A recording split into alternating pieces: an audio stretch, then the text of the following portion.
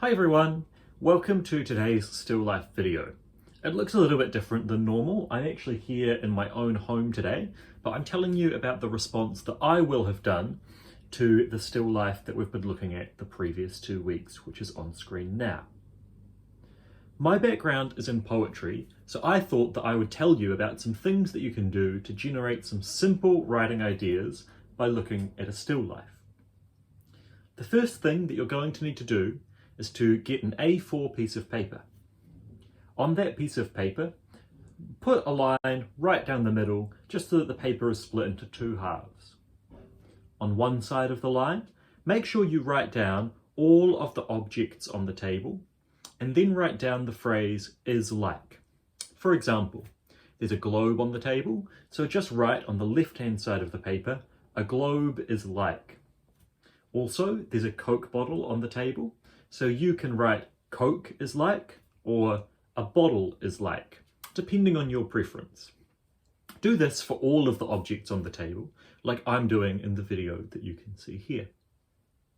Then, on the right-hand side of the page, you're going to answer the question or the provocation that we've set up on the left-hand side of the page. What is a globe like? What is a bottle like?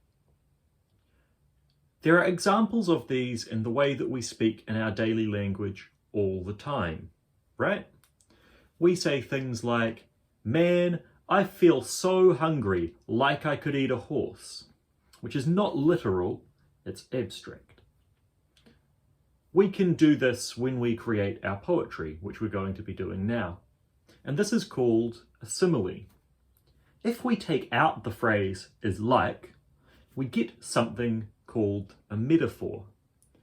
For example, time is money is a metaphor, because what we could have said is time is like money, as in it's something that we can trade and something that we use to assign value to things.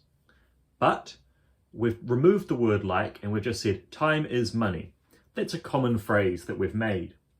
So as you can see on the piece of paper that is on screen for you now, I am filling in all of these different similes that I've created for myself. A globe is like, a bottle is like, a statue is like, and all of these other kinds of things. Once we've finished this, we're going to do something a little bit interesting, and this is where we start to think about poetry in a kind of strange way. We're going to cut up the centre line and cut between each of the lines of writing that we have done.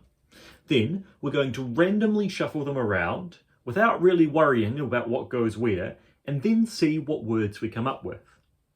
All of a sudden, we have a poem.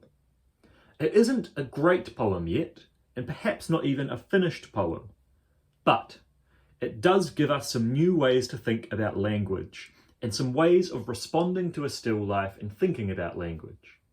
You can have a go at this activity yourself, and the main thing about this activity is not to worry about getting it right. There's no right or wrong in poetry. It's just about putting things down on the page, chopping them up, and then moving them around like a jigsaw puzzle. I hope you have fun. Feel free to email your finished poems or ask any questions at the email that is left up on screen after this.